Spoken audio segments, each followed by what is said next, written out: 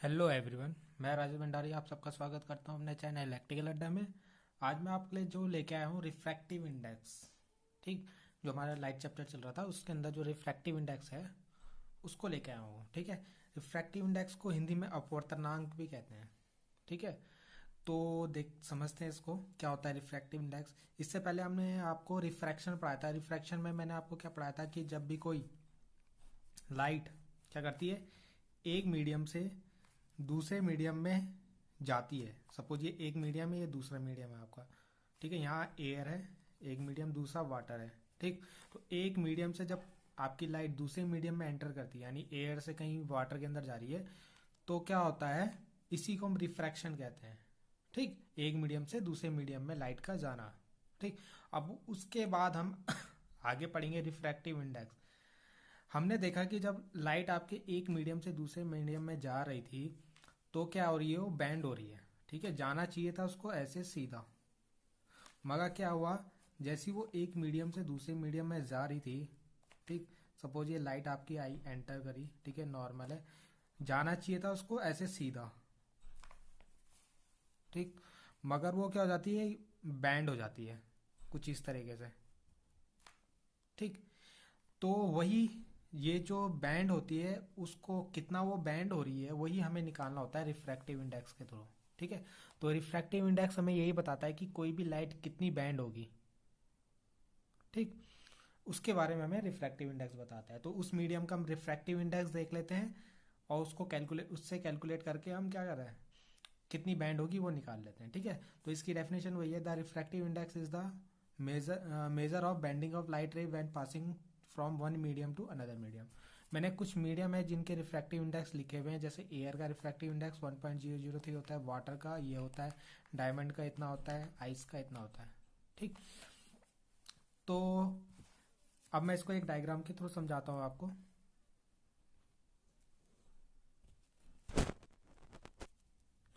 तो मैंने ये एक डायग्राम बनाया है, आपकी कोई लाइट है। ठीक है, ये इंसिडेंट रे है हमारी जो यहाँ से इंसिडेंट कर रही है, तो इसको एंगल आई ले लेते हैं। ठीक है, एंगल आई पे ये इंसिडेंट कर रही है, आपका नॉर्मल है, ये आपको पता ही है। ये आपका रिफ्रैक्टेड एंगल है, यानी एंगल आर। ठीक, ये आपका मीडियम ले लेते हैं हम एयर को, इसका ले लेते हैं हम, सपोज ये हमारा वाटर है। ठीक है, वाटर ले लो या ग्लास भी, जो भी ले लो, वाटर ले लेते हैं हम। आपकी लाइट जो है एयर से वाटर में जा रही है। ठीक है, तो एक चीज याद रखना, जब भी आपकी जो लाइट होती है रेयर मीडियम से डेंसर मीडियम में जाती है तो आपकी लाइट बैंड होती है। ठीक है, ये आपको पता ही है। अब ये जो बैंड होती है कहाँ की तरफ होती है, टूवर्ड्स नॉर्मल, यानी नॉर्मल की तरफ। ठीक, दूसरा केस देखेंगे हम, वाटर से आपकी फिर से एयर में आ रही है आपकी लाइट। देखो ये यहाँ भी वाटर के अंदर है और ये बाहर एयर में आ रही है, यहाँ पे एयर होगी आपकी। ठीक, तो यहाँ पे क्या हो जाएगी, जो नॉर्मल है उससे दूर जाएगी। ठीक है, यानी अवे फ्रॉम दी नॉर्मल। तो ये आपका एंगल जो होगा ये होगा। ठीक, तो ये जो लाइट आ रही है आपकी दिख रही होगी, जब आपकी रेयर मीडियम से डेंसर मीडियम में जाती है तो नॉर्मल नॉर्मल की तरफ जो हो जाएगी बैंड होगी, और जब डेंसर मीडियम से रेयर मीडियम में जाती है फिर से, तो नॉर्मल से दूर जाती है, अवे फ्रॉम दी नॉर्मल। ठीक, तो अब आपको पता है वाटर का जो मीडियम होता है, जो रिफ्रैक्टिव इंडेक्स होता है वो ज़्यादा होता है। ठीक है, जैसा आपको दिख रहा है, तो इसलिए इसमें बैंड हो रही है। ठीक, इसमें ये ज़्यादा बैंड होगी, एयर में ये कम बैंड होती है, एयर में ये कम बैंड होगी आपकी। ठीक है, तो जिसका रिफ्रैक्टिव इंडेक्स जितना ज़्यादा होगा उस वो लाइट उतनी ज़्यादा बैंड होती। अगर मान लो यहाँ पे हम वाटर की जगह हम डायमंड को यूज़ करते हैं तो ये और ज़्यादा बैंड होती है आपकी, ये एंगल जो होता है एंगल आर ये और कम होता है आपका। ठीक है, तो जितना ज़्यादा आपका रिफ्रैक्टिव इंडेक्स होगा लाइट उतनी ज़्यादा बैंड होगी। अब हम देखते हैं एब्सोल्यूट रिफ्रैक्टिव इंडेक्स क्या होता है। अभी हमने रिफ्रैक्टिव इंडेक्स के बारे में पढ़ लिया था, एब्सोल्यूट क्या होता है। तो इसको हम इसके लिए एक फॉर्मूला लिखते हैं, एन जो होता है सी अपॉन वी। ठीक है, इसका मतलब क्या होता है, speed of light in vacuum, और एयर भी लिख सकते हैं। ठीक है, और speed of light in medium. ठीक है, कोई भी मीडियम होगा दूसरा। सपोज आपकी लाइट कहाँ ये एयर से वाटर में जा रही है, तो एयर के लिए क्या हो जाएगा, एयर में क्या होती स्पीड होती है, एयर में जो लाइट की स्पीड होती है वो सी इक्वल टू कितना होता है, 3 × 10⁸ मीटर पर सेकेंड, ठीक। और v इक्वल टू, तो हम क्या करेंगे, जो आपकी लाइट की स्पीड होती है वाटर में उसको यहाँ पे रख देंगे, दोनों को डिवाइड करेंगे तो आपका रिफ्रैक्टिव इंडेक्स आ जाएगा, ठीक है। वो क्वेश्चन में आपको दिया होता है। तो ये होती है स्पीड ऑफ लाइट, ये जो v होगा वो मीडियम, अब ये मीडियम कुछ भी हो सकता है यहाँ पे, अभी हमने ऊपर लिया वाटर तो ये वाटर लिख लेते हैं, या डायमंड होगा तो वो लिख लेंगे, ठीक है। रिलेटिव क्या होता है, रिलेटिव को कैसे निकालते हैं, तो रिलेटिव को निकालने के लिए आपको हमने फॉर्मूला पढ़ा था जो स्नेल लॉ, हमने क्या पढ़ा था, sine i upon sine r equal to क्या होता है, N2 अपॉन N1, ठीक।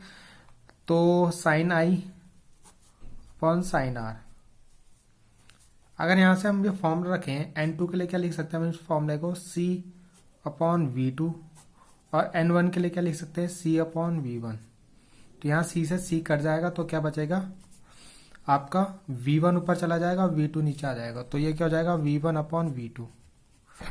तो रिलेटिव रिफ्रैक्टिव इंडेक्स का फॉर्मूला क्या आ गया, sine i upon sine r equal to V1 upon V2।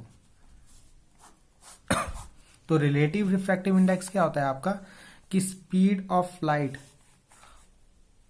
Light medium 1 upon speed of light in medium 2, ठीक है। तो इसको बोलते हैं हम रिलेटिव रिफ्रैक्टिव इंडेक्स।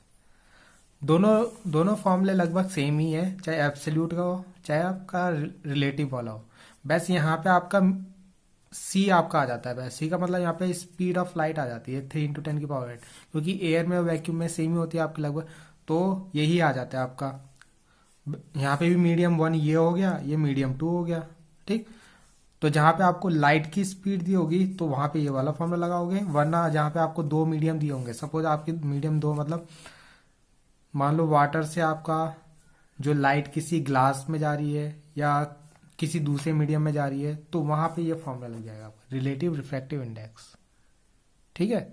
अब एक चीज आपको याद रखनी है, जब भी लाइट आपकी एक मीडियम से दूसरे मीडियम में जाती है तो उसकी नोट करके लिख लेना, याद कर लेना इसे, फ्रीक्वेंसी में कोई चेंज नहीं होता, ठीक है, नो चेंज, फ्रीक्वेंसी हमेशा सेम रहेगी, बस किस में चेंज होगा, उसकी स्पीड में लिख लो या वेलोसिटी में लिख लो, ठीक है, वो चेंज हो जाएगी, और उसकी वेवलेंथ चेंज होती है, ठीक है। तो वेवलेंथ एंड वेलोसिटी, ठीक है, में चेंज आता है आपका,